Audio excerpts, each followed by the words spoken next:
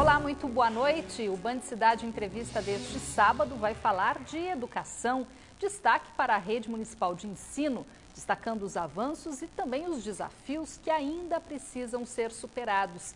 Há exatamente um mês, a ex-titular da Secretaria Municipal de Meio Ambiente assumiu um novo desafio à frente da Secretaria Municipal de Educação. E a professora doutora Cátia Helena Schweikart é a nossa entrevistada de hoje. Muito boa noite, obrigada pela sua presença. Imagina, obrigada a vocês pelo convite, muito obrigada.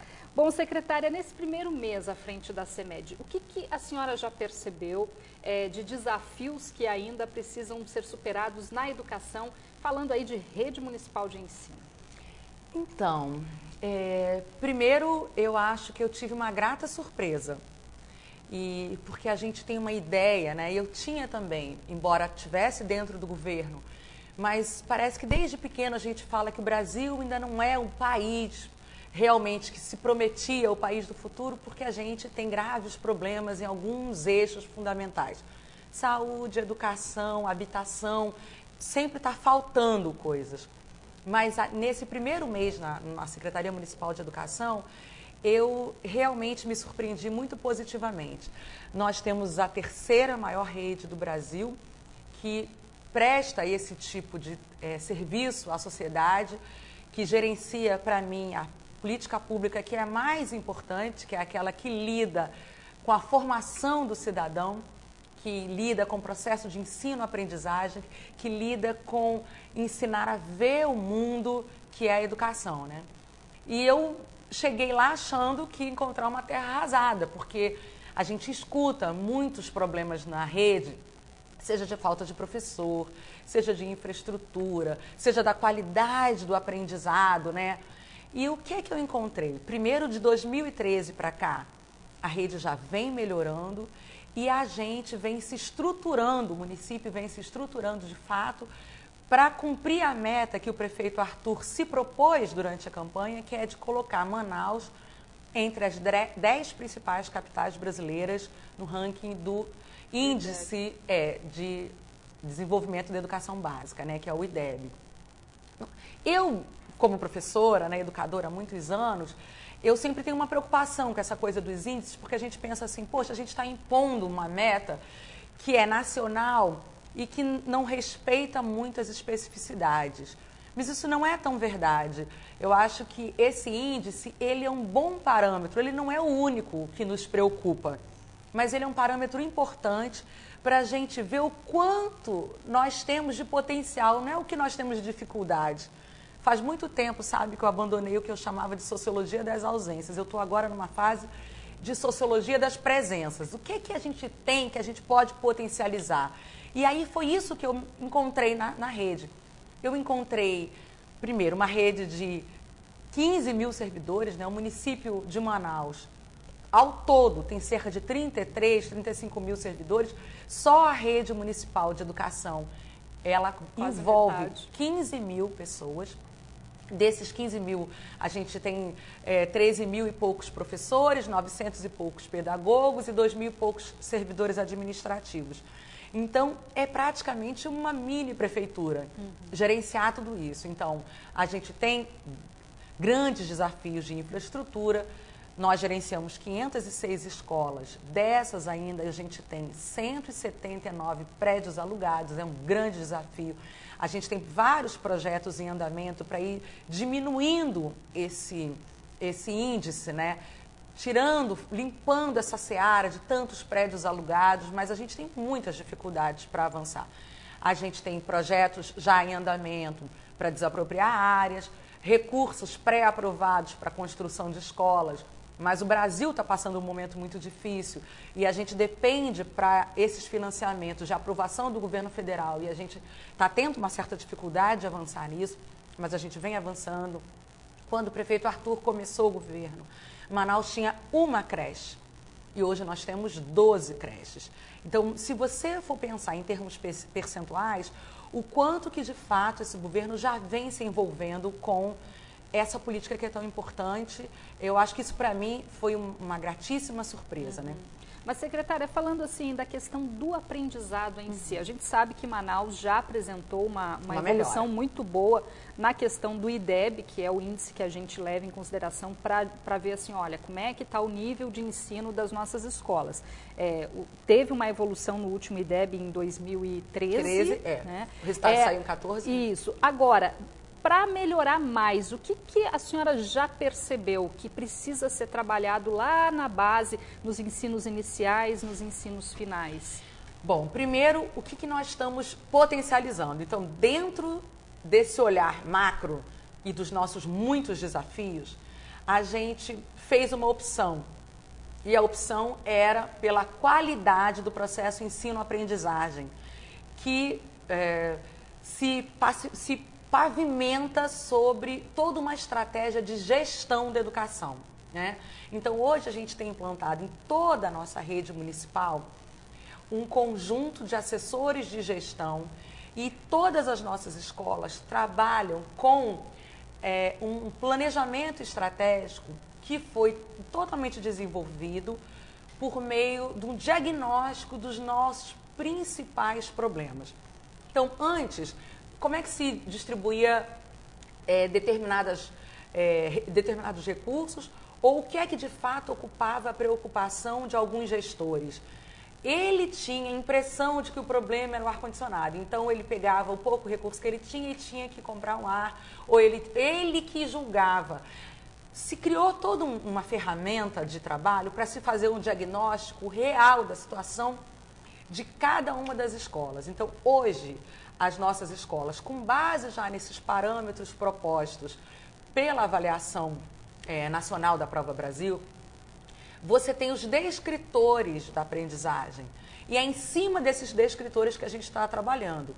Infraestrutura é parte disso, mas a gente hoje tem toda uma estratégia voltada tanto para desenvolver as competências dos nossos professores com metodologias adaptadas para qualificar o processo de ensino daqueles pontos que eram os pontos nossos mais frágeis, quanto a gente também tem várias estratégias de reforço escolar, de diminuição da distorção idade, ano, que a gente ainda tem muito na prefeitura, que também é um problema, de minimizar o índice de abstenção das aulas, de evasão escolar, de desistência, tudo isso compõe a melhoria desse índice. Então, a CEMED está estruturada em cima disso. A gente tem um conjunto de profissionais que estão envolvidos, seja com a assessoria de gestão das escolas, seja com a assessoria pedagógica, seja com a assessoria psicopedagógica. A gente tem centros municipais de assistência social e psicológica que faz um trabalho todo também de busca ativa daquelas crianças que ficam ausentes, porque esses índices... eu preciso explicar também para as pessoas que a gente pensa assim, o IDEB é calculado apenas pelo resultado da prova. O resultado da Prova Brasil, que a gente trabalha com as crianças, as competências que têm que ser expressas na prova, e aí isso envolve tanto uma avaliação do processo de aprendizagem, mas também das próprias competências em relação ao preenchimento da prova, a técnica de como fazer e participar desse tipo de avaliação, que no início havia uma resistência na rede, hoje isso já foi pacificado, está bem absorvido já. Mas a gente tem que trabalhar isso com as crianças, isso vem sendo trabalhado periodicamente. Mas um outro componente desse índice se refere ao fluxo escolar, que é calculado pelo percentual de evasão, de desistência. Então, não basta só eu trabalhar o processo, avaliar a qualidade da aprendizagem, mas eu também tenho que estar atenta para o fluxo, para a frequência das crianças, para... tudo isso contribui com pontos. Tudo isso contribui com esse índice. Então, significa que, embora esse índice ele ainda não seja talvez a melhor métrica, ele é um excelente indicador do quanto nós podemos avançar ou do quanto nós já avançamos, né? E a próxima nota do IDEB já vai ser calculada, no caso vai ser avaliada esse ano, né? Que os alunos vão ser submetidos à Prova Brasil. A Prova Brasil vai ser esse ano em novembro, então nós já temos uma estratégia montada. E eu vim para a Secretaria para reforçar essa estratégia focada nesses grupos que vão participar dessa avaliação. Agora, essa é a nossa prioridade 1, porque essa foi uma meta que o prefeito estabeleceu e um compromisso desse governo com a cidade. Mas ela acaba tendo por trás dela uma série de outras estratégias que estão no nosso radar, que é a creche. Então, como é que nós estamos trabalhando com as nossas creches? A gente tem uma gerência de creches muito empenhada. O trabalho das creches municipais não deixa a desejar nada, nenhuma creche privada na cidade. Podem visitar, eu tenho visitado as escolas e as creches, é uma coisa encantadora. Agora, nós temos problemas? Temos. A gente inaugura o prédio, tem todo um recurso que é para vir, leva 1 ano para vir para a gente equipar. Então, a gente precisa ainda conseguir equilibrar os tempos. Né? A gente tem feito muita coisa, mas a gente ainda poderia estar fazendo mais, melhor, se nós focássemos um pouco melhor em alguns pontos onde a gente ainda tem fragilidade. A gente tem, por exemplo, problemas de transporte na área rural. Nós não tínhamos nenhum tipo de cobertura de manutenção das escolas na área rural. Então, eu cheguei na prefeitura, na CEMED, e eu imediatamente, o primeiro distrito que eu visitei foi o rural. Quer dizer, eu quis fazer alguns movimentos para dizer o que é que de fato está no coração das nossas preocupações. A nossa distinção, o nosso recorte, não é apenas as escolas que têm o melhor desempenho. Essas já têm uma caminhada. E é incrível o que eu descobri, que a nossa escola, por exemplo, que tem o melhor desempenho no IDEB, que teve o melhor desempenho em 2013, não é um prédio próprio, é uma escola com graves problemas de infraestrutura, é uma escola alugada. Mas a diretora se comprometeu, vestiu a camisa com aquele conjunto de professores e eles deram o sangue para fazer o trabalho. Ou seja, tudo passa pela gestão, né, secretária? Acho que tudo passa pela gestão, pela motivação do gestor, né, pelo compromisso também desse profissional. Agora, claro, isso tem a ver com a valorização desses professores, o quanto de fato nós estamos empenhados com a formação, com a qualificação. Acho que esse compromisso também é um compromisso do prefeito. O prefeito agora, eu assumi, no dia que eu tomei posse, dia 24 de março, o Sindicato dos Trabalhadores de Educação procuraram o prefeito, a gente se reuniu com eles à noite daquele dia e o prefeito instalou imediatamente uma comissão paritária para analisar as principais reivindicações. O dissídio, que agora é 1º de maio, né, o reajuste, certo. E também o que é que nós, de fato, podemos nos apoiar para a qualificação da educação. Daqui a pouco a gente detalha mais essas conversas, a gente vai para um rápido intervalo, não saia daí, o Band Cidade Entrevista volta já já. O Band Cidade Entrevista deste sábado está de volta hoje, recebendo a nova secretária de Educação da Rede Municipal de Ensino aqui de Manaus, Kátia Schweikart. Bom, Kátia, no primeiro bloco a gente falou bastante sobre as suas expectativas à frente da secretaria, o que já foi possível fazer, visualizar. Agora eu vou focar alguns pontos específicos. A participação das famílias na escola. Esse trabalho de gestão, ele também precisa do apoio da família. Inclusive, recentemente, a população foi convocada a contribuir na construção do Plano Municipal de Educação, né? Que isso vai resultar, secretário? Então, uma das coisas mais importantes que eu aprendi desde a minha vida acadêmica e hoje, podendo exercitar tudo isso à frente de uma pasta tão importante, é que política pública de qualidade e as políticas públicas relacionadas à educação, assim como aquelas relacionadas à saúde, elas só podem se efetivar com qualidade se elas forem fruto de um pacto verdadeiro entre o governo e a sociedade civil. Não é possível você pensar que o governo sozinho pode tudo. Não pode tudo. E na educação isso é notório. Então, toda essa estratégia que a gente tem hoje, de melhorar os nossos índices, de qualificar o processo de ensino-aprendizagem, seja a partir de valorização dos nossos professores, melhoria da infraestrutura, formação, seja de um acompanhamento mais próximo das nossas crianças, em cima dos descritores, das nossas dificuldades, das dificuldades reais do aprendizado, se as famílias não vierem junto conosco. Infelizmente, eu também sou mãe, pela vida que a gente vem levando, isso independe de classe social, não é classe média, alta, baixa, a gente cada vez está delegando mais à escola a responsabilidade de educar e de formar os nossos filhos. E isso é um equívoco, porque a escola tem um grande papel a fazer, ela tem uma grande responsabilidade, mas ela tem um limite. Né? Não é, e ela jamais vai substituir o papel das famílias. E quando a gente fala as famílias, não é só pai, mãe, é aquele que se preocupa, que acompanha, seja a avó, seja a madrinha, seja a tia, o tio. Mas se cada dia, ou pelo menos uma vez por semana, dedicar uma horinha para saber o que essa criança está aprendendo, dar uma olhadinha no caderno, de ir à escola quando ela é chamada para as conversas, procurar se interessar pelas crianças, pelo aprendizado. Isso faz toda a diferença, isso está comprovado, não só do ponto de vista emocional, psicológico, porque ela tem um suporte, quanto de fato na qualidade do que ela aprende.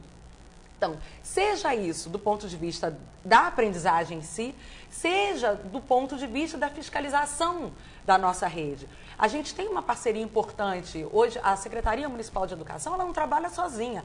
Ela tem vários conselhos municipais que são órgãos assessores e alguns deles até deliberativos e que nos ajudam a gerenciar o orçamento que a gente tem, a gerenciar essa política. Você tem o conselho do Fundeb, você tem o conselho da merenda. Então, esses problemas, a sociedade ajuda a gente a tomar conta, a melhorar. Isso é importante, se interessar pela vida. E aí entra a questão assim, ó, que a gente percebe no jornalismo da Band, assim, algumas pessoas procuram a nossa produção, olha, na escola tal está faltando merenda escolar, na escola tal está faltando, a segurança não está legal. Isso. É todo um processo que a participação da sociedade pode também resolver. Pode muito ajudar. Como é que está, por exemplo, a questão da merenda escolar? Hoje não há problemas na rede? Quando há, qual o procedimento que esses pais devem fazer, por exemplo? Bom, sempre denunciar, né? E a gente acolhe muitas denúncias, a gente manda verificar logo. Eu estou implantando, na verdade, agora, um novo sistema todo de recepção dos nossos gêneros alimentícios. A gente está lançando uma nova licitação pública para aquisição dos gêneros e a gente tem uma empresa que vai distribuir isso na rede toda. Então, eu acho que isso vai nos ajudar a corrigir uma série de distorções. É inegável que a gente tinha uma série de problemas em alguns pontos críticos. E isso não só por uma certa desatenção do secretário, de um subsecretário, não. É porque você está lidando com uma rede muito grande, que tem uma grande capilaridade e muitas coisas acabam fugindo do nosso controle. Então, a gente tem tentado criar esquemas de fiscalização e monitoramento muito mais frequente e dar uma resposta mais rápida. Eu acho que isso vai ajudar bastante. A gente sempre tem dito, merenda não é vendida, farda não é vendida. Hoje, a farda acontece a mesma coisa. Desde o ano passado, o município estava com grave problema de fardamento.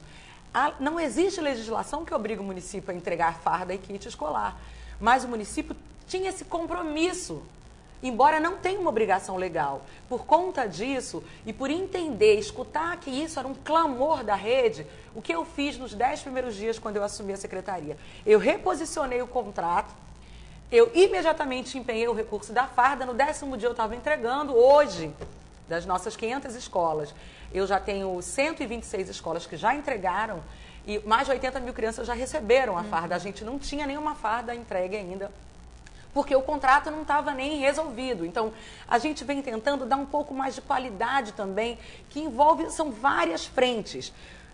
Isso só é possível a gente saber exatamente para onde é que a gente tem que olhar prioritariamente, se a gente tem a parceria, o feedback da sociedade.